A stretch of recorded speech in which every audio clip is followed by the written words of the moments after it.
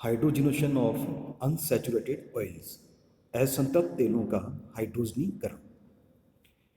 तेलों में असंतृप्त वसा अम्लों की प्रतिशत मात्रा अधिक होती है, जबकि वसाओं में विद्यमान वसा अम्लों में संतृप्त अम्लों की प्रतिशत मात्रा उच्च होती है।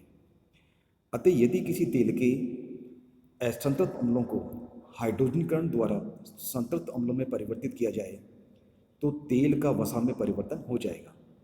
वनस्पति तेलों से वनस्पति घी का निर्माण इसी सिद्धांत पर आधारित है। अमेरिका, इंग्लैंड एवं अन्य यूरोपीय देशों में मार्गरीन नाम का पदार्थ मक्खन के विकल्प के रूप में 20वीं सदी के प्रारंभ से ही उपयोग में लाया जाता रहा है। इसे तेलों अथवा नरम वसाओं के हाइड्रोजनीकरण द्वारा बनाया जाता रहा है। भारत में इसका उपयोग 1919 के प्रथम विश्व युद्ध के बाद प्रारंभ हुआ था। इसे शीघ्र ही काफ़ी लोकप्रियता भी प्राप्त हुई, क्योंकि देखने में यह भारत में प्रचलित देसी घी जैसा लगता है। औद्योगिक स्तर पर इसका निर्माण करने के लिए मूंगफली, बिनोले, तिल, सोयाबीन, सूरजमुखी आदि जैसे वनस्पति तेलों का हाइड्रोजनीकरण करवाया जाता है। हाइड्रोजनीकरण करने के लिए गर्म तेल में निकल उत्प्रेरक की उपस्थिति में हाइड्रोजन गैस को प्रवाहित कराया जाता है। उत्प्रेरक के रूप में निकल फॉर्मेट या निकल कार्बोनेट जैसे निकल के लवणों को तेल में मिला दिया जाता है। जब इसके गर्म मिश्रण में से हाइड्रोजन गुजरती है तो वे निकल लवणों को सूक्ष्म विभाजित निकल धातु में अपचित कर देती है, और जब ये निकल उत्प्रेरक तेल में फैल जाता है तो उसमें विद्यमान द्विबंधों पर हाइड्रोजनीकरण की क्रिया संपन्न होती है। उपकरण के रूप में एक हाइड्रोजनीकरण टावर लिया जाता है, जैसा चित्र में दिखाया गया है।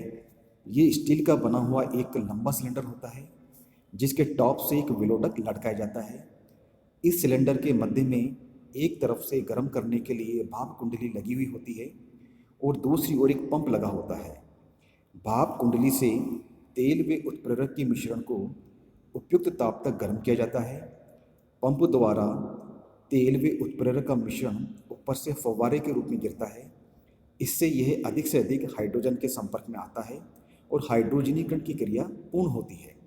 टावर में ऊपर से तेल व उत्प्रेरक का मिश्रण डाला जाता है, जबकि नीचे से हाइड्रोजन गैस को प्रभावित किया जाता है। हाइड्रोजनीकरण का प्रक्रम पूर्ण होने पर बने हुए वनस्पति घी को टावर के पेंदे से एकत्रित कर लिया जाता है। प्रारंभ में भाप कुंडली द्वारा तेल का ताप उच्च कर लिया जाता है। हाइड्रोजनीकरण का प्रक्रम चालू हो जाता है, लेकिन ये प्रक्रम एक ऊष्माक्षेपी प्रक्रम है, जिससे अभिक्रय की प्रगति के साथ मिश्रण के ताप में वृद्धि होती जाती है। ऐसी स्थिति में भाप कुंडलियों में ठंडे पानी को प्रवाहित करके मिश्रण के ताप को 200 डिग्री सेल्सियस तक बनाए रखा जाता है। उत्प्रेरक की उच्च सांद्रता और हाइड्रोजन गैस के निम्न दाब पर हाइड्रोजनीकरण की क्रिया संपन्न होती है। जब तेल का पर्याप्त कठोरीकरण होने लगे तो अभिक्रिया को बंद करने के लिए कुंडलियों में ठंडे पानी को प्रवाहित करके ताप को 70 डिग्री सेल्सियस तक ले आते हैं।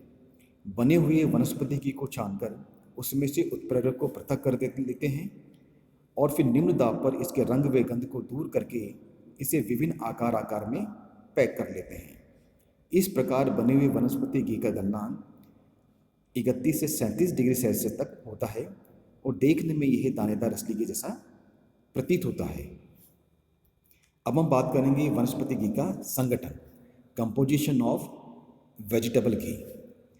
हाइड्रोजनीकरण द्वारा वनस्पति तेलों को वनस्पति घी में परिवर्तित किया जाता है।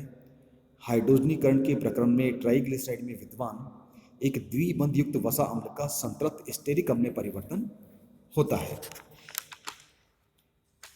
दो द्विबंध युक्त लिनोलिक अम्ल के अपचयन द्वारा एक द्विबंध युक्त 9 अथवा 12 ओलिक अम्ल में परिवर्तन होता है और साथ ही शीर्ष द्विबंधों का अभिविन्यास परिवर्तित होकर ट्रांस द्विबंध बन जाते हैं। इस प्रकार 3 द्विबंध युक्त लिनोलिक अम्ल का अपचयन करके पहले लिनोलिक अम्ल में और फिर ओलिक अम्ल में और अंततः स्टेरिक अम्ल में हो जाता है। लेकिन उत्प्रेरक की सेलेक्टिव प्रकृति के कारण निकल उत्प्रेरक की सतह पर पहले अधिक असंतृप्त वसा अम्लों का अधिशोषण होता है, अतः प्रायिकता से पहले अधिक असंतृप्त वसा अम्ल का आंशिक अथवा पूर्ण हाइड्रोजनीकरण होता है। इसके साथ ही सिस अभिविन्यास वाले असंतृप्त वसा अम्ल अवशेष का ट्रांस अभिविन्यास में परिवर्तन हो जाता है। एक मूंगफली के तेल से वनस्पति घी के निर्माण में संगठन का परिवर्तन इस सारणी में दिया गया है। चूंकि वनस्पति घी में ट्रांस नोनिन की पर्याप्त मात्रा आ जाती है जो कि मनुष्य के शरीर पर प्रतिकूल प्रभाव डालती है, इस कारण वनस्पति घी का उपयोग उपयुक्त नहीं माना जाता है।